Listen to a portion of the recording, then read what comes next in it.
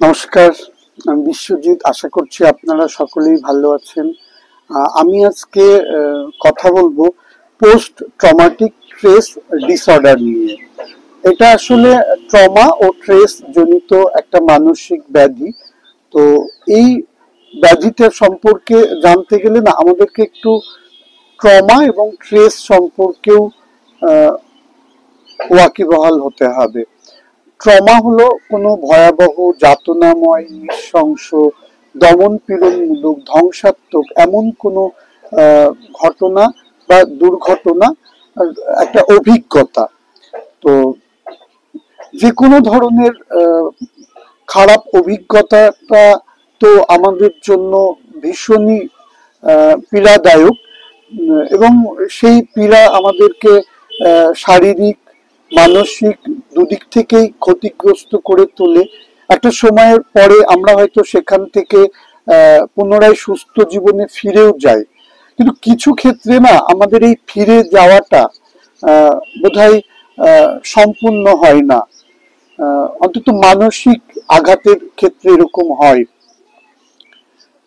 কোনো একটা দুর্ঘটনা বহুদিন পরেও সেইটা একটা মানুষের স্মৃতিতে, মনে, তার স্বপ্নে, তার ফ্ল্যাশব্যাকে বারবার করে ফিরে ফিরে আসতে থাকে। কিছু ক্ষেত্রে এমন অবস্থা হয় যেন মনে হয় যে ওই ঘটনাটা তার সঙ্গে যেন দ্বিতীয়বার, তৃতীয়বার, চতুর্থবার বা বারবার ঘটেই চলেছে। তার ফলে যে তার মধ্যে যে একটা অসহায়, একটা প্রচন্ড চাপের যে মানসিক অবস্থা তৈরি হয়, সেই জায়গাটাকেই বোধহয় আমরা পোস্ট ট্রমাটিক স্ট্রেস ডিসঅর্ডার বলতে পারি। একটু উদাহরণ দিলে ব্যাপারটা আরো পরিষ্কার হয়। যেমন দেখা যায় যে কোনো একটা মানুষের সামনে কোনো অসামাজিক বা অবৈধ কোনো কাজকর্ম হলো, বা সেই মানুষটির সাথে এমন কিছু ঘটলো যেটা তার জীবনটাকে একদম নতুন দিকে যেন ধাক্কা দিয়ে ফেলে দিল। তারপরেও না সে সমাজের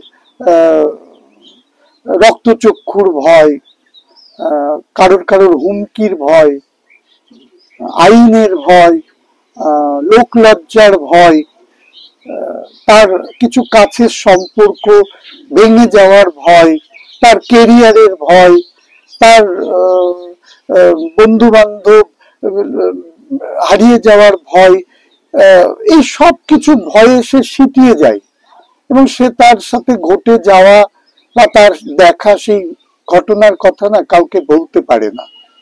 এবং সেই না বলা, সেই অব্যক্ত, সেই যন্ত্রণাটা না একটা কুণ্ডলীর মতো না তার মনের মধ্যে থেকেই যায়, এবং সেটা আস্তে আস্তে একটা দানা বাঁধে তার মধ্যে, যেন সেটা না একটা বড় গাছ হয়ে উঠতে চায়। এবং কিছু সময়ের পরে সেটা ফিরে আসে, তার সেই স্থিতিটা, তার সেই তার সঙ্গে সেই ঘটে যাওয়া ঘটনাটা তাকে না আর স্বাভাবিক থাকতে দেয় না। সে কুকড়ে কুকড়ে যায়, সে নিজেকে অসহায় বোধ করে। তো সেই জায়গাটা থেকেই বোধহয় পোস্ট ট্রমাটিক স্ট্রেস ডিসঅর্ডারের জন্ম হয়। আমরা এবার একটু এই রোগের লক্ষণগুলো দেখে নেব। সাধারণত পোস্ট ট্রমাটিক স্ট্রেস ডিসঅর্ডারে যারা ভোগে তাদের ভেতরে একটা ক্লান্তি ভাব কাজ করে, আর তারা হঠাৎ হঠাৎ চমকে উঠতে পারেন, নিঃশ্বাসের একটা সমস্যা দেখা দেয়, ভুলে যাওয়ার সমস্যা তৈরি হয়, ঘুমের সমস্যা হয়, কেউ কেউ আবার নিজেকে আস্তে আস্তে গুটিয়ে নিতে থাকে, কারোর কারোর মধ্যে আত্মহত্যার প্রবণতা তৈরি হয়, কেউ কেউ অস্বাভাবিক আচার আচরণ শুরু করে দিতে পারে, কারোর কারোর সামাজিক জীবন ব্যাহত হতে থাকে, এরকম একাধিক উপসর্গ কিন্তু এই রোগের যারা ভুক্তভোগী তাদের মধ্যে আমরা দেখতে পাই। এবার আমরা একটু বোঝার চেষ্টা করব যে এই যে পোস্ট ট্রমাটিক স্ট্রেস ডিসঅর্ডার, এই রোগের কারণটা কি?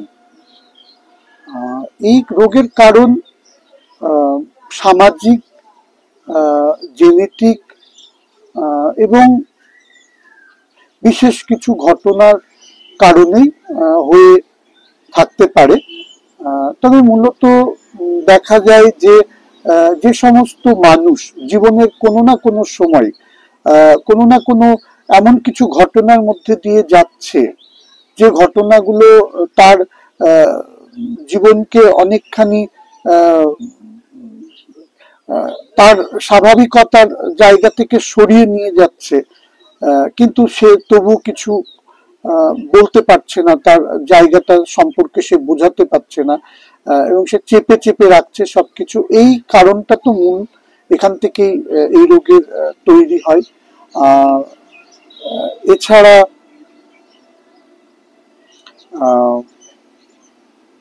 কোনো ভূমিকম্প, কোনো ঝড়, কোনো রকমের বন্যা, এর কারণে যে স্মৃতিগুলো হয় সেটা থেকেও হয়। অনেক ক্ষেত্রে কোনো বড় যুদ্ধ থেকে ফিরে আসা সৈনিকদের মধ্যেও এই বিষয় বা এই রোগটা কিন্তু তৈরি হতে পারে, সেই তার পুরনো স্মৃতিগুলো ফিরে ফিরে আসতে পারে। এছাড়াও কিন্তু একাধিক কারণে এই পোস্ট ট্রমাটিক ডিসঅর্ডার হতে পারে। এবার আমরা একটু এই রোগের সমাধানে আসব। মাইন্ডফুলনেস মেডিটেশন বা চিন্তা শূন্য হয়ে যাওয়া এই রোগের সব থেকে ভালো সমাধান। খোলা আকাশ দেখা, সবুজ ঘাসে হাঁটা খুব ভালো সমাধান। নতুন জায়গায় বেড়াতে যাওয়া, নতুন মানুষদের সঙ্গে মেশা, এটাও একটা ভালো সমাধানের মধ্যে পড়ে। তবে সব থেকে একটা ভালো সমাধান হলো নিজেকে না নতুন মানুষ হিসাবে কল্পনা করা। আসলে আমাদের প্রত্যেকেরই না একটা নিজস্ব ইমেজের মধ্যে আমরা ঢুকে যাই, একটা খোলসের মধ্যে বন্দি করে নিই। আর সেটা যদি পোস্ট ট্রমাটিক ডিসঅর্ডারের কারণে আমরা নিজেদেরকে গুটিয়ে নিই, সেটা আরো মারাত্মক হয়। সেখানে তো আমাদের আর সেলফ ইমেজ পজিটিভ কিছু থাকেই না, আমরা পুরো মিনিংলেস হয়ে যাই। সেই জায়গাটাই যদি ওই অংশটা থেকে নিজেকে সরিয়ে নতুন একটা মানুষ রূপে কল্পনা করতে পারি, নিজেকে যদি একটা নতুন ভাবে আবিষ্কার করতে পারি, নিজের যে গুণগুলো সেইগুলোকে যদি আবার আরো একবার নিয়ে আসতে পারি, নিজের কাছে আবিষ্কার করতে পারি নিজেকে নতুন করে, তাহলে কিন্তু দারুণ ফল পাওয়া যাবে। আর যোগ ব্যায়াম খুব ভালো একটা ওষুধ।